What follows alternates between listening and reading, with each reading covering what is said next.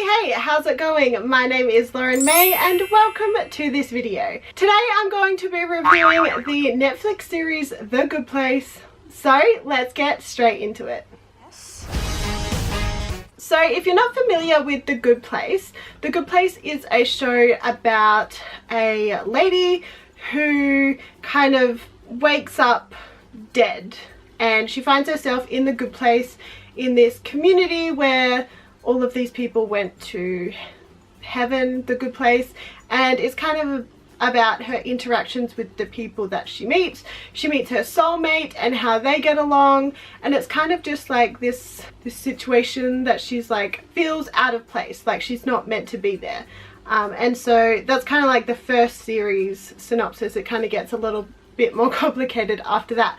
But yeah, I'm just going to be sharing my opinions on this show and what I thought of it. So I really love the concept of this show, the idea of what it would be like after you die, and the fact that there's a strictly good place and a strictly bad place, and you know that certain things that you do when you're on Earth add up or take away points that get you into either place.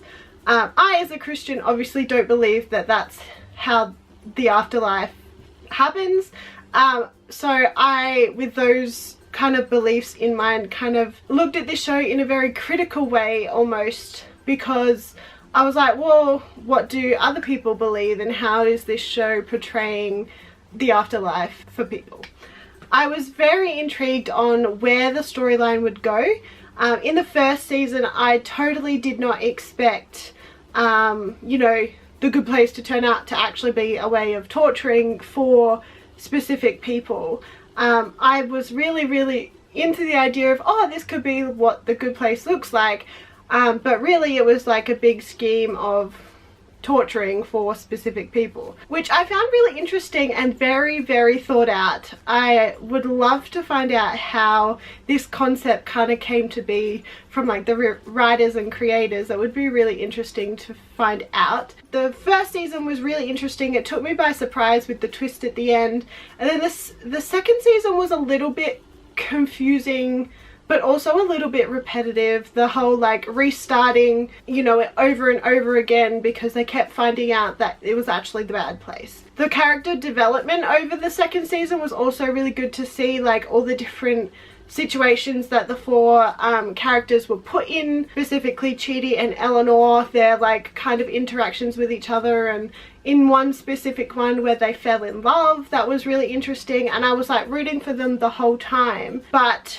you know, with all these repeats, it kind of was like, oh okay, well what's actually going to happen? You can't keep a whole series going just by repeating what's kind of already been done, if that makes sense. So I was kind of a bit like and I kind of slowed down my watching habits in the second season because I was a bit not sure where it was going to go. In the third season I was pleasantly surprised with some of the twists and turns that were thrown at them, the way they were trying to figure out how, you know, over the course of the two seasons they've evolved as like humans, so therefore they've probably earned points but they're dead, so they have to go to the bad place. But like it was really interesting to see how they were navigating that, and how they would eventually end up at the good place. I really enjoyed the character development, specifically Eleanor. You know, she went from this really selfish and angry and, you know, doing all these bad things kind of person to, you know, falling in love and figuring out that she can love someone else, and in specific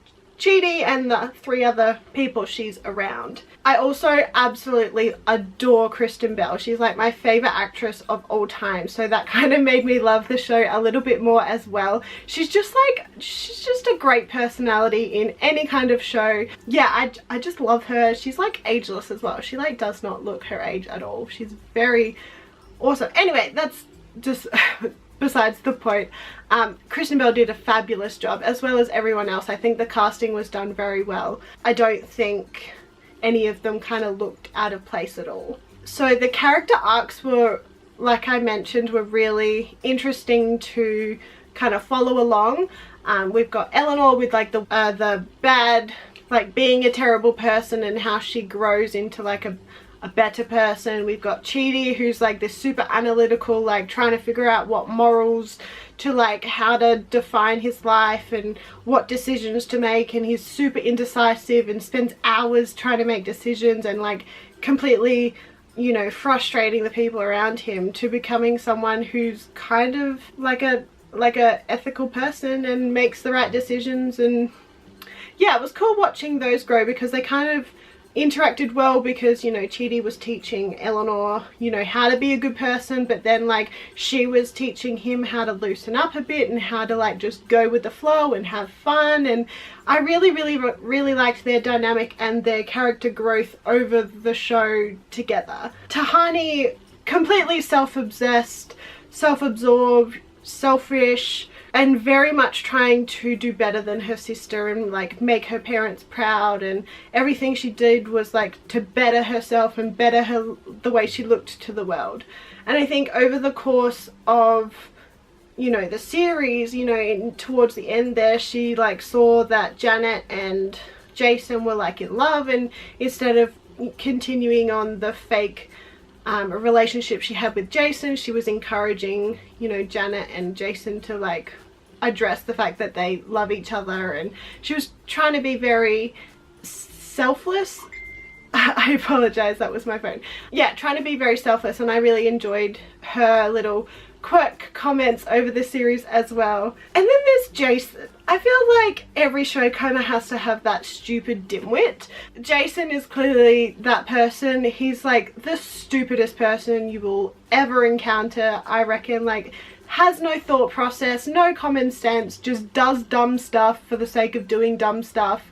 Like, it's very, like, you kind of feel sorry for him because like he just has no brain. And yeah, he died from like suffocation in like a magic box or whatever it was, a safe or whatever. Like, I feel like, yeah, there was no hope for him at the beginning of the show. And I mean, even towards the end of the show, he's kind of, or like the end of the 3 series, he was kind of, you know, still doing dumb stuff, but it was kind of a lot less, and he kind of like was making like smart comments or smart decisions like closer to the end there. So yeah, you definitely see a huge development in all of their characters, and it all kind of like complements each other as they go around. And then there's Michael, who's obviously this architect of the good place that's the bad place, and then he follows them in their journey because he has this like realization. And it's really interesting, him going from this terrible, you know, person, I'll call him, who, you know, is just trying to torture people, to then trying to get people and reconstruct the system that's giving out points. And yeah, it was very interesting to see him do his thing. Yeah, I think I'm blabbering a little bit. I apologize. But overall, a very good show, a very light-hearted watch. It's definitely something you can flick on when you can't be bothered like thinking about anything. So this show is a light-heartedly covering the deep concept of the afterlife, and I think it does it in a really good way, and a way that like I guess stimulates the viewer so that it's very intrigued in like what's going to happen next. There's a couple of curveballs that happen and you're like, oh okay, didn't see that happening. And definitely a good watch for anyone. You know, there's no swearing in The Good Place, so you know it's not very foul language. There's nothing super terrible like graphic wise, and yeah, it's just like a cool thing to sit down and watch when you've like come home from work and got nothing else to do. You want to sit in front of the TV and watch and have dinner or something like that. It's very much family friendly, I guess, even though it's covering such a complicated topic. So that was my opinion and review of The Good Place. I hope that you enjoyed this video. If you did, please give it a big thumbs up. That would mean so much to me. And if you're not already, please subscribe. The button is just down below, and you can click that notification bell to be notified every single time that I upload a video. I hope you're having a wonderful day, and remember, don't forget to hug someone today. Bye!